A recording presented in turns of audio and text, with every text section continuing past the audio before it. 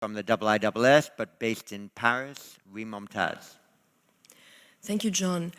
Minister Prabowo, by saying we shouldn't put blame on any side of the war in Ukraine, you basically drew an equivalence between the invader, Russia, and the invaded, Ukraine. So my question to you is, does the non-aligned position in 2023 consist in encouraging aggressors? How could this provide a sustainable and just peace? And is this coherent with everything we've heard since this morning about the importance of upholding rules and order in the Indo-Pacific, and how might does not make right? Thank you. Thank you. To use a proper language and to bring some clarity, saying there is no Ukrainian-Russian conflict, there is Russian invasion of Ukraine, and there are no disputed territories in Ukraine, because Ukraine only has the territory of 1991, which was established and has not changed since then, so this is the only internationally recognized borders of Ukraine.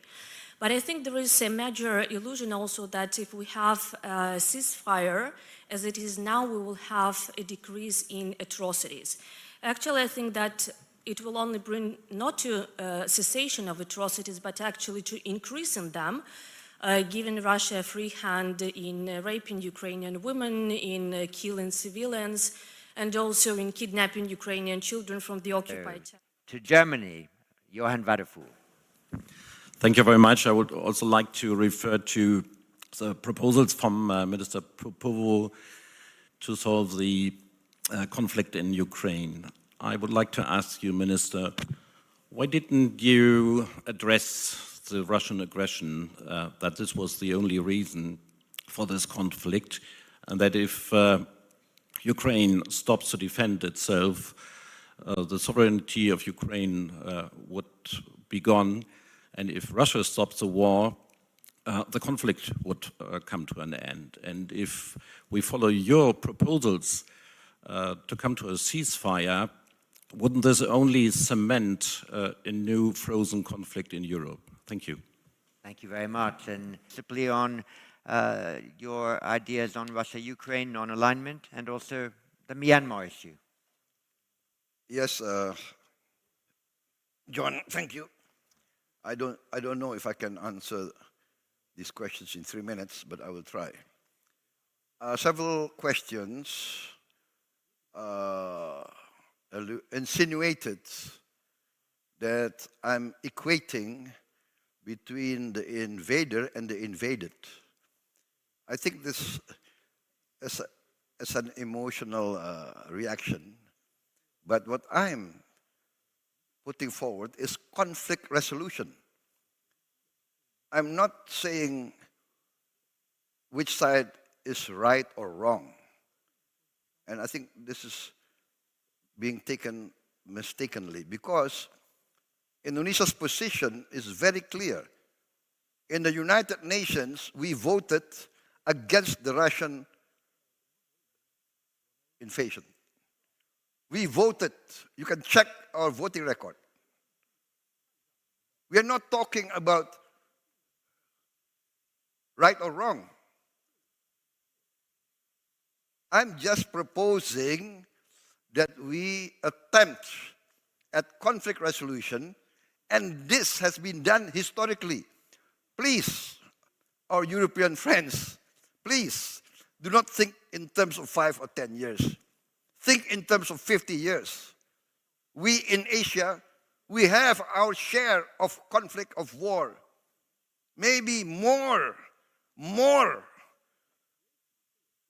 disastrous, more bloody than what's being experienced in Ukraine. Ask our Vietnamese friends, our Vietnamese brothers, ask our Cambodian brothers. Ask them how many times they've been invaded. Ask our Vietnamese friends how many times we have been invaded. Ask Indonesians how many times we have been invaded. We know war. We want to resolve. We want to help. But again, it's up to the two parties. What is the United Nations for, if not for conflict resolution?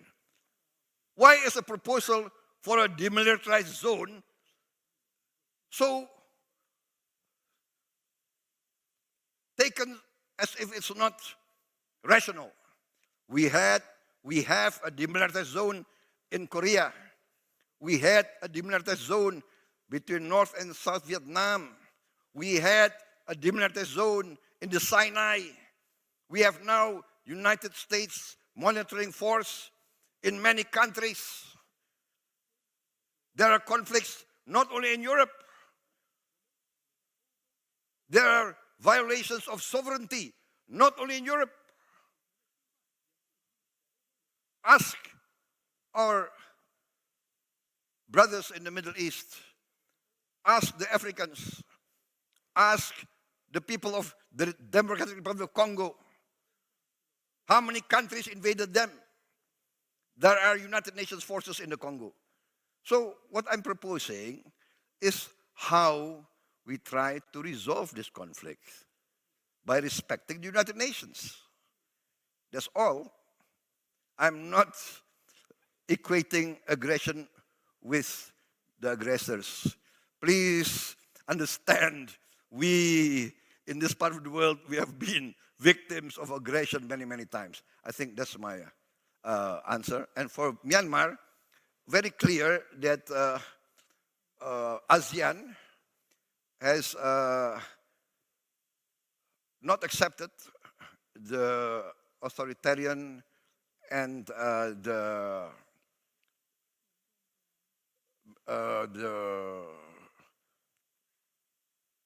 activities and the lethal actions of the Myanmarese military regime against their own people. So that is very clear.